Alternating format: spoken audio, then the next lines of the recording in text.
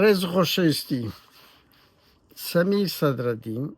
کەس ئاوڵاتێک کاسبکارێک بووە وەختی خۆی لە شێخەڵا بووە ئەتروشتی فرۆشتێ کەسێکی کلااوچیە دەیان فرتفێری پێکردی ئەو پیکابەی لە ملی مایە نەدەفرۆشە ئەو چیرۆکە درۆیەی دروست کردیە هەموو کۆمەلگای پێهەژان ئەو بابەتە تافی دروست کردیە کە درێژەی ئەو شتە خوراافی و شتە تافیانەیە کە تەناو سوسیال میدیا کە تەناو کۆمەلگای کوردی کە پێویستە ڕسوا بکری ئەو کەسە پیکابەکەی پێ نەفرۆشایە بڕوا بکەن من ینی خەڵکی مەلاقەرەیە ناحیەکەی ئێمەیە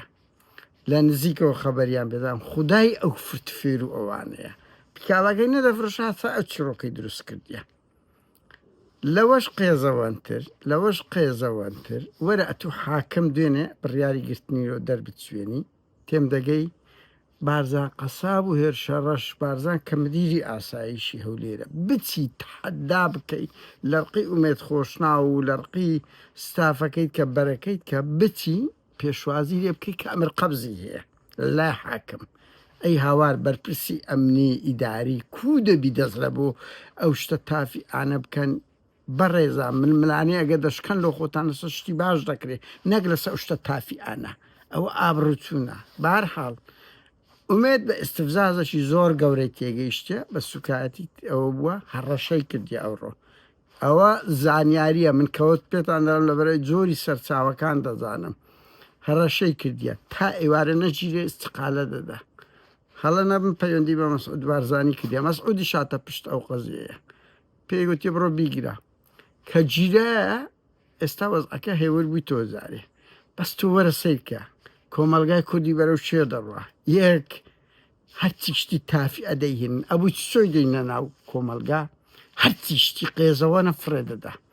دوو وەرە سیرکە لاقی پشیلە لاقی سەک جادوو نوشتەی پێدەکرێ ئەو هەموو شتە خوراافیە بەژن مسیار پێم دەگەی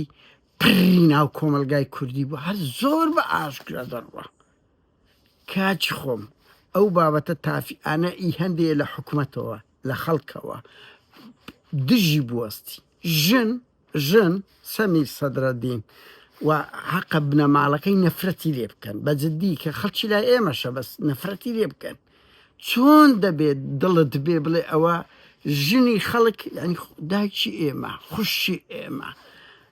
کچی ئێمە چۆن دەکرێت تەمەنای مردن کەی ئەو بابەتە ئەو فرێب دێناوە پیکابت نافرۆشێ کو دەکرێت شتە تافیانە فرێدەی کۆمەلگا دەبی بەهاژێندرێ لەوەی ئەو هەموو سەگ و پشیلێ لاقی بە زندی تیش دەبڕنەوە چییە لۆ ژنە مەسئول و ژنە دەوڵەمەندی ئەوە بەکاردن کورە بابەگە حکومەت بی ئەوانە هەموو دەخاتە زیندان ئەو شتە لە ساڵی 2024 خەڵک بزانە مۆبایل چی تێدایێت علم و تەکنەلۆجیا و زانستگەیشتە چێن تازە لە بۆ من سەیر ئەوە دەکاتن ژن لۆ ئەوەندە بە بچووک سەیر دەکرێتن لۆ ئەوەندە ئیهانە دەکرێتن کورد گویا میلەتەشی ناموس پەرستە بەس وەرە نوکتەی گۆرانی هەمووی خلاعیە وەلەوەش قێزەوەنتر کەیفیان پێهاتێ ژنیان دەکوژیت بەشێک لە نوکتەی کوردی لەسەر ئەو بابەتانەیە کە چێڵێک ژن دەکوژی کە سەگێک پڕ دەداتە ئەوە و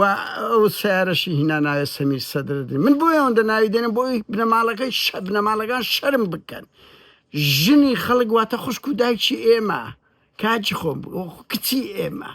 چۆن دڵتان دێ ئەو قسانە بکەن و چۆن دژی ڕناوەستن